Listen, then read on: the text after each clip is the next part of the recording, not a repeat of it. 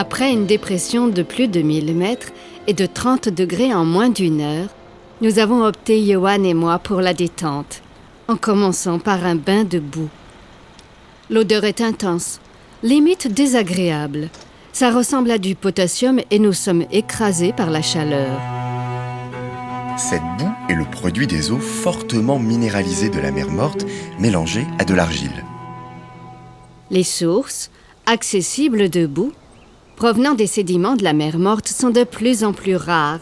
Et les bras longs de Johan n'ont pas été de trop pour aller chercher cette pâte noire dans le sol. C'est une sensation très agréable de ressentir le poids de cette boue fraîche sur le corps. Cette boue, qui concentre de nombreux sels minéraux, possède des vertus revitalisantes pour la peau et est indiquée dans le traitement de nombreuses affections, comme l'eczéma. Il faut laisser cette glaise sur le corps au moins 20 minutes. Lorsque la boue commence à refroidir, nous avons la sensation d'avoir le corps enveloppé dans une croûte.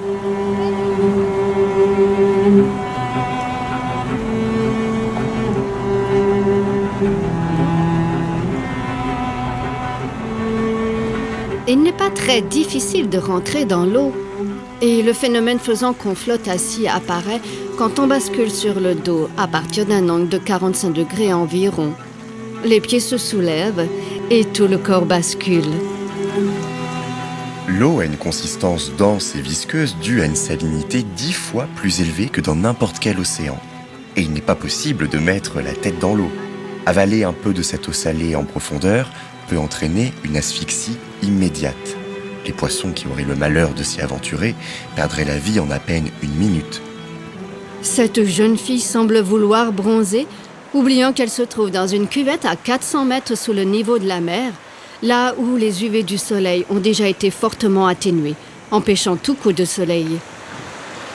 Cette eau salée est très irritante, et il faut en prendre garde et éviter toute éclaboussure dans les yeux. Il n'y a pas forcément plus de sel dans la mer Morte que dans une autre mer, mais tout simplement moins d'eau à cause d'une très forte évaporation qui provoque l'augmentation constante du taux de salinité. Outre l'évaporation, près d'1 mètre d'eau disparaît tous les ans. Le Jourdain fait tout ce qu'il peut pour l'alimenter en eau, mais le pompage du fleuve par les pays limitrophes pour l'irrigation entraîne une baisse régulière et préoccupante du niveau.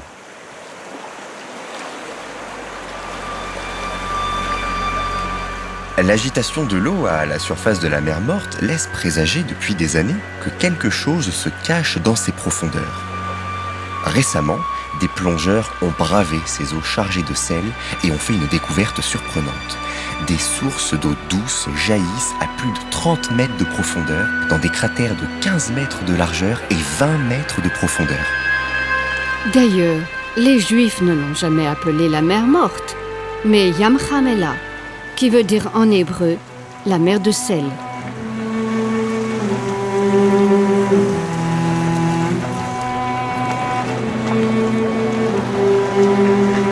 Après 1 heure de baignade, la peau est devenue plus douce, mais commence également à brûler, et la douche devient vraiment indispensable.